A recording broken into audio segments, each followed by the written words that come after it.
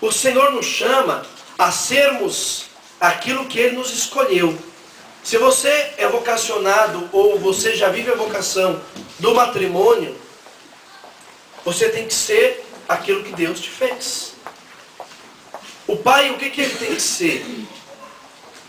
A palavra diz que é o varão, aquele que cuida da casa, aquele que dá exemplo. Então, ao contrário daquilo que nós vemos hoje, na palavra, o homem é quem guiava a família na fé. E hoje, infelizmente, ao contrário, na grande maioria, as mulheres que nos guiam na fé. O homem, ele tem que ser sinal de fortaleza, presença humana de Deus dentro de casa. É aquele que leva o consolo, que leva o calor, que leva o amor daquele que ele encontrou, que é Jesus. Então o Senhor, Ele nos chama a sermos pais, sermos mãe. Não é a mãe ser pai e o pai ser mãe.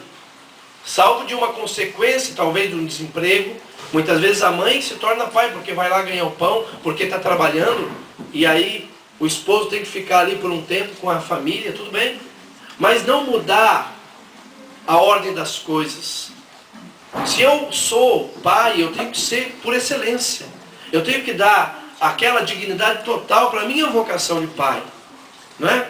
Se você é intercessor, você tem que dar toda a virtude da sua vocação. Eu sou intercessor. Você aqui ouviu hoje durante o dia aquilo que tem que ser, como tem que agir, a vida de oração. Mas o Senhor hoje Ele quer nos fazer entender uma coisa simples e que infelizmente na igreja nós não temos visualizado isso. E eu tenho visualizado isso há pouco tempo. Viu? Muitas vezes da nossa servidão dentro da igreja, servindo lá no ministério, servindo no dia a dia, a gente esquece que nós temos uma família. A gente esquece que, como pai ou mãe, nós temos uma vocação primeira.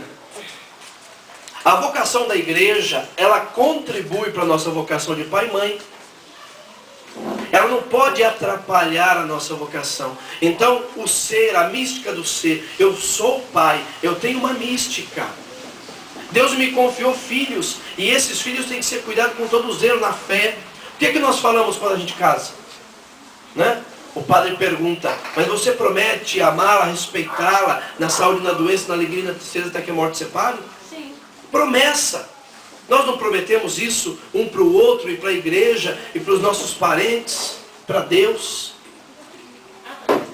Então nós prometemos ser bons pais, ser bons esposos, ser boas esposas, não é isso? Eu prometo, eu vou ser. É a mística do ser. Eu tenho que ser o melhor para o meu esposo, para a minha esposa.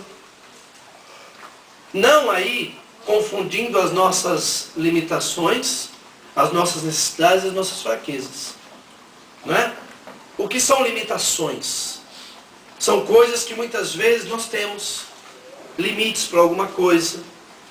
Um tem uma forma de se encontrar com Deus, nós temos outra. Nós temos limites. Nós temos necessidades. Nós temos fraquezas. O limite, muitas vezes, nos ajuda também. Quando a gente tem limite, e a gente sabe controlar esses limites, eles vão nos levar a ter prudência, ter equilíbrio, saber falar com as pessoas, saber até onde nós podemos entrar na vida da pessoa. Então, nós temos limites. Limites assim que nos fazem menos ou mais. Né? Tem limites que nos fazem, como eu disse, equilibrados. Tem limites que nos tiram aquilo que é essencial. Né? É aquilo que a irmã falava, eu não vou para a igreja porque eu estou desanimado. Eu tenho um limite, eu estou me sentindo desanimado, mas eu tenho que ir. Então a gente tem que saber pesar as coisas. Necessidades. Nossa primeira necessidade, sermos felizes. Isso é claro. Nós nascemos para sermos felizes. Nós não nascemos para vagar no mundo, terminar aqui a missão e morrer, talvez ir para onde, não sei. Não, nós temos a necessidade de sermos felizes. Na vocação de pai, de mãe, de intercessor, de funcionário e assim por diante. Porque quem é feliz se realiza naquilo que faz. Imagina um médico que não é feliz com a sua vocação de médico. Nós vemos alguns aí, né? Nos deparamos com alguns que não são felizes. Talvez não é porque não amam o que fazem, mas porque estão ali meio desvirtuados. E alguns é porque não era a vocação e está ali, não sei porquê. Já tem outros que eu escutava uma pessoa me falando, na rede pública mesmo.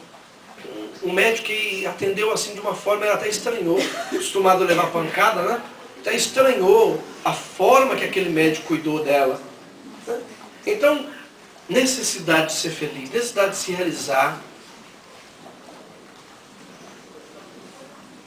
E fraquezas, que são aquilo que muitas vezes nos tiram do equilíbrio, né? Fraqueza de não se controlar com o temperamento.